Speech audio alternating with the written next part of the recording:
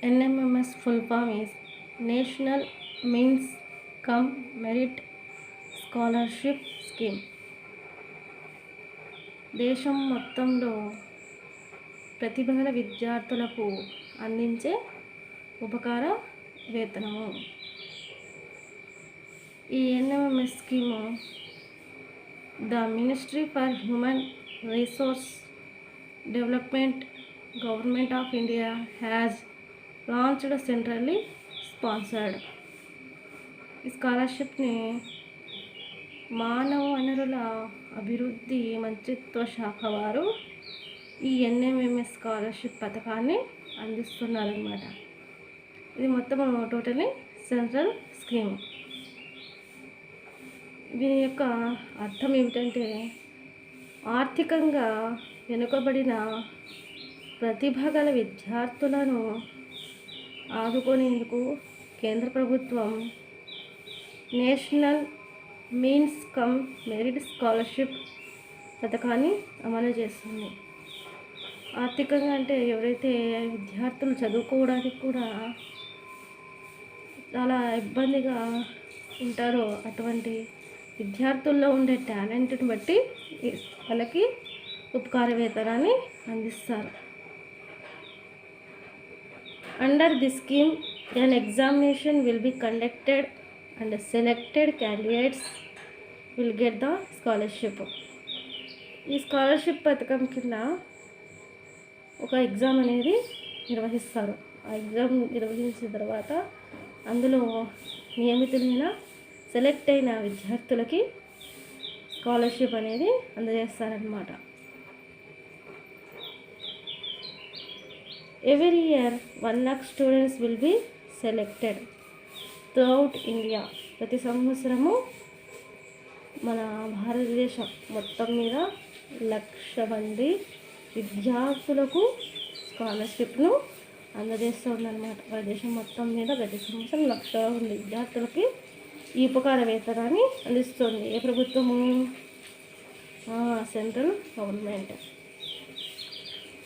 Out of which 4,087 scholarships are being allotted to residuary Andhra Pradesh. మన రాష్ట్రమైన ఆంధ్రప్రదేశ్లో 4,087 స్కాలర్షిప్ ఉపకార వేతనాలు అనేటివి విద్యార్థులకు అంటే 4,087 మంది విద్యార్థులకు స్కాలర్షిప్ను అందిస్తుంది. ఈ రాష్ట్రము ఆంధ్రప్రదేశ్ నుంచి. మన దేశం మొత్తం మీద 1,00,000 మంది విద్యార్థులకు అన్నమాట. And have been distributed along the districts basic on enrollment in 7th and 8th classes and child population for each academic year.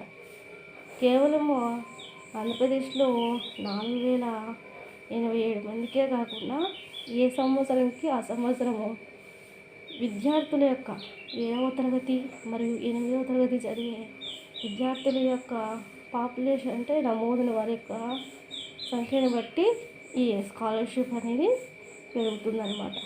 కేవలము 4,087 స్కాలర్షిప్సే కాకుండా ఇంకా విద్యార్థుల సంఖ్యను బట్టి స్కాలర్షిప్ అనేది కూడా స్కాలర్షిప్ ఇచ్చే వాళ్ళ విద్యార్థుల సంఖ్య అనేది కూడా పెరుగుతుంది. The director of government examinations Andhra Pradesh Vijayawada is conducting NMMS examination from August 2008. ఇది టోటల్గా సెంట్రల్ స్కాలర్షిప్ అయినప్పటికీ ఇది సెంట్రల్ వైజ్గా నిర్వహించారు. కానీ ఏ రాష్ట్రాలకి ఆ రాష్ట్రాలకు సంబంధించిన డైరెక్టర్స్ ఎగ్జామినేషన్ డైరెక్టర్స్ అనేవాళ్ళు ఈ NMMS ఎగ్జామ్ని కండక్ట్ చేస్తారు. ఇది మన ఆంధ్రప్రదేశ్లో ఎప్పుడంటే ఆగస్టు 2008 నుంచి ఈ NMMS ఎగ్జామ్ అనేది నిర్వహించడం మొదలుపెట్టారు.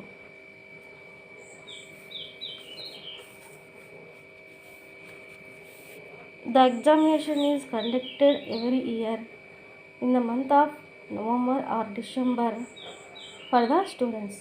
ఈ ఎగ్జామ్ ఈ ఎన్ఎంఎంఎస్ స్కాలర్షిప్ ఇచ్చే ఈ పరీక్షను ప్రతి సంవత్సరము నవంబరు లేదా డిసెంబర్ నెలలో నిర్వహిస్తారన్నమాట. Who are studying 8th class in government or local body or municipal or aided schools, model schools without residential faculty. ఈ స్కాలర్షిప్ అనేది ఏ క్లాసు వారికి నిర్వహిస్తారంటే 8th క్లాస్ చదివే విద్యార్థులకు.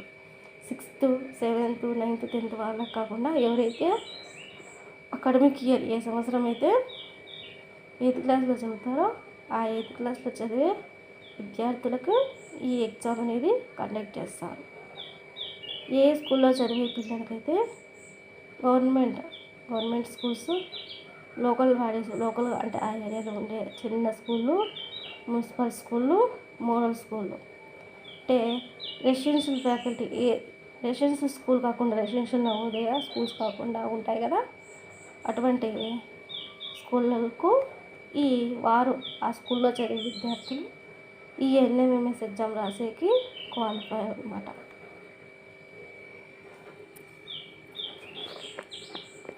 The beneficiaries are being selected basing on the merit. ఎవరైతే exam రాస్తారో ఆ exam రాసే విద్యార్థులు వారి యొక్క మెరిట్ని బట్టి ఈ స్కాలర్షిప్ అనేది ఇస్తారు. As per the reservation norms followed by the state. వారి యొక్క రిజర్వేషన్ని బట్టి ఈ స్కాలర్షిప్ అనేది వస్తుందన్నమాట. ఎస్సీకి 50%, ఎస్సీ వారికి 50%, 15%, ST 6%, BCA 7%, BCB 10%, BCC 1%, BCD 7%, BCE 4%, EH 3%. అంటే ఒక 100 మంది ఉన్నారనుకోండి, ఆ 100 మందిలో ఎస్సీ వాళ్ళకి 15 మందికి ఇస్తారు, ఎస్టీ వాళ్ళకి 6 మందికి, బీసీఏ వారికి 7 మందికి, బీసీబీకి 10, బీసీసీకి 1, బీసీడీకి 7, బీసీఈకి 4, ఈహెచ్కి 3. ఈ విధంగా ఈ రిజర్వేషన్ ప్రకారం స్కాలర్షిప్ అనేది ఇస్తారు. Pattern of examination. ఈ ఎగ్జామినేషన్ ప్యాటర్న్ ఎట్లుంటుంది అంటే దీంట్లో 2 సబ్జెక్ట్స్ ఉంటాయి మెయిన్, మ్యాట్, శాట్. మ్యాట్ అంటే మెంటల్ ఎబిలిటీ టెస్ట్, అంటే రీజనింగ్ అనమాట. దీంట్లో వర్డ్ అనాలజీ, ఈ విధంగా అన్ని రకాల రీజనింగ్ అనేది ఉంటుంది. SAT scholastic aptitude test. ఇది స్కోలాస్టిక్ అంటే విద్యార్థులు చదివే సబ్జెక్ట్స్ సైన్స్, సోషల్, మ్యాథ్స్, ఈ 3 సబ్జెక్ట్స్ నుంచి ఈ శాట్ నుంచి క్వశ్చన్స్ అనేది ఇస్తారు. మ్యాట్లో నుంచి ఎన్ని క్వశ్చన్స్ ఇస్తారంటే 90 మల్టిపుల్ చాయిస్ క్వశ్చన్స్, 90 బహుళైచ్ఛిక ప్రశ్నలు అనేవి ఇస్తారు. అంటే క్వశ్చన్ ఇస్తారు, దాని కింద 4 ఆప్షన్స్ ఉంటాయి, ఏబిసిడి. అందులో ఏది కరెక్ట్ ఆన్సర్ దానికి బబుల్ దిగాలి. 90 marks and each question carries 1 mark. 90 మార్కులకి ఒక్కొక్క క్వశ్చన్ 90 క్వశ్చన్లు ఇస్తారు. 90 క్వశ్చన్లకి 1 మార్క్ అయితే 90 మార్కులు. No negative marking. ఈ నెగిటివ్ మార్క్ అనేది ఉండదు. అంటే ఫర్ ఎగ్జాంపుల్ 10 క్వశ్చన్లు కరెక్ట్ చేసి ఉంటారు, ఇంకా 5 క్వశ్చన్లు తప్పు చేసి ఉంటారు అనుకో, ఆ 5 క్వశ్చన్ తప్పు చేసిన దానికి కరెక్ట్ చేసిన క్వశ్చన్ నుంచి కట్ చేస్తారనమాట. ఈ విధంగా నో నెగిటివ్ మార్కింగ్ అనేది లేదు. Next SAT 90 multiple choice questions. దీనిలో కూడా సేమ్ మ్యాథ్లో ఏ విధంగా ఉంటుందో శాట్లో కూడా అదేవిధంగా 90 బహుళైచ్ఛిక క్వశ్చన్స్ ఉంటాయన్నమాట ప్రశ్నలు. 90 marks covering social, science and mathematics of class 7th and 8th. ఇవి 7th మరియు 8th క్లాస్కి సంబంధించిన సోషల్, సైన్స్, మ్యాథమెటిక్స్ నుంచి ఇస్తారన్నమాట. No negative marking. దీనికి కూడా నెగిటివ్ మార్కింగ్ అనేది ఏమీ ఉండదు. Duration for the both MAT and SAT is 180 minutes. ఈ విధంగా 90 క్వశ్చన్లు, శాట్కి 90 క్వశ్చన్లు, మ్యాథ్కి 90 క్వశ్చన్లు, టోటల్ 180 క్వశ్చన్లు కదా. ఈ 180 క్వశ్చన్స్కి 180 minutes డ్యూరేషన్ టైం అనేది ఇస్తారనమాట.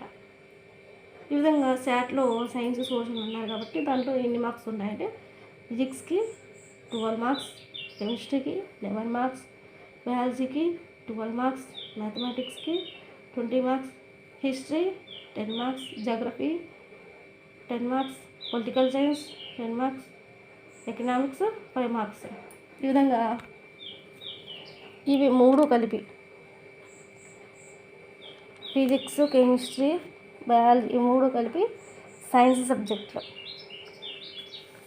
అదేవిధంగా హిస్టరీ, జాగ్రఫీ, ఫిజికల్ సైన్స్ అనేవి సోషల్. టోటలు 90 బిట్స్ అనేవి శాట్ నుంచి ఇస్తారు. క్వాలిఫైయింగ్ పర్సంటేజ్ అంటే ఈ ఎగ్జామ్ రాసిన తర్వాత ఎన్ని మార్కులు తెచ్చుకుంటే క్వాలిఫై అవుతారంటే, general OC BC and PH వరకు అయితే 40%, అంటే 36 మార్క్స్. 90కి 36 మార్క్స్. శాట్లో 90కి 36 మార్క్స్, మ్యాట్లో 90కి 36 మార్క్స్. ఎవరు? ఓసీ, బీసీ అండ్ పిహెచ్ వాళ్ళైతే. పిహెచ్ అంటే physically handicap.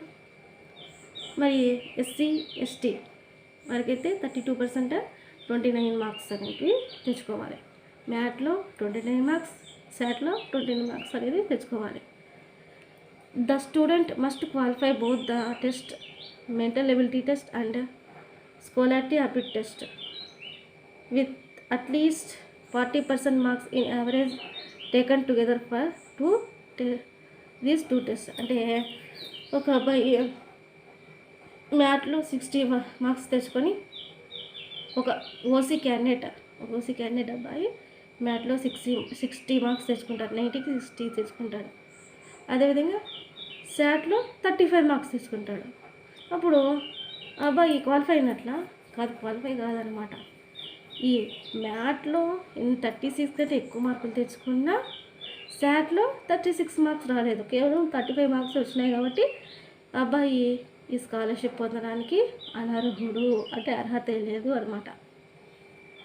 Fee.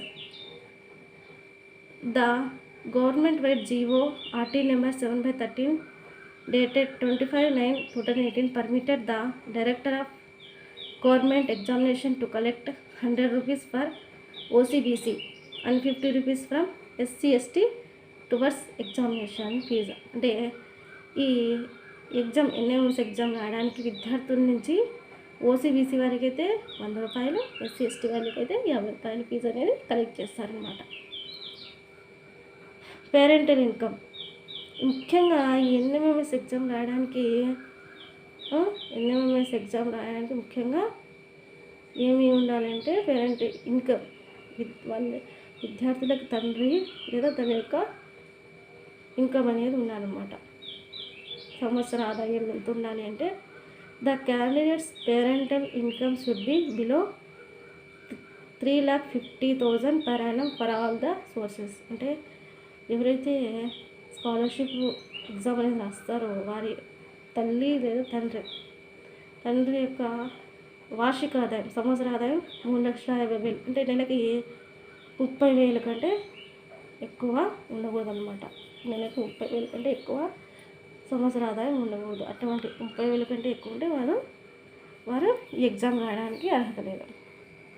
Scholarship amount. ఆ తర్వాత ఎగ్జామ్ రాసిన తర్వాత వాళ్ళు క్వాలిఫై అయిన తర్వాత అమౌంట్ అనేది ఎట్లా వస్తుందంటే, the selected students shall receive a some of 12,000 per annum for which the selected students shall have their savings bank account. అంటే ఇది 8th క్లాస్లో రాసే ఎగ్జామ్ కాబట్టి 8th క్లాస్లో ఒక్కసారి ఎగ్జామ్ రాస్తే 9th, 10th, inter first year, second year ఈ 4 సంవత్సరానికి 12,000 4 సంవత్సరాలు స్కాలర్షిప్ అనేది ఇస్తారనమాట.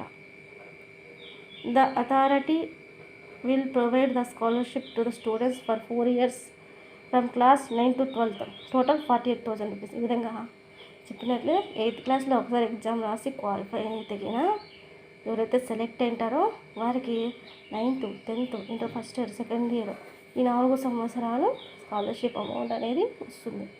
ఇంత సంవత్సరానికి 12,000. Every selected students should register and submit his and her application on national scholarship portal.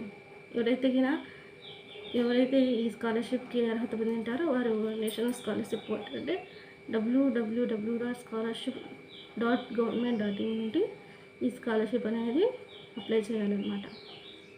కాబట్టి మీకు ఈ వీడియో నచ్చితే సబ్స్క్రైబ్ చేసుకోండి.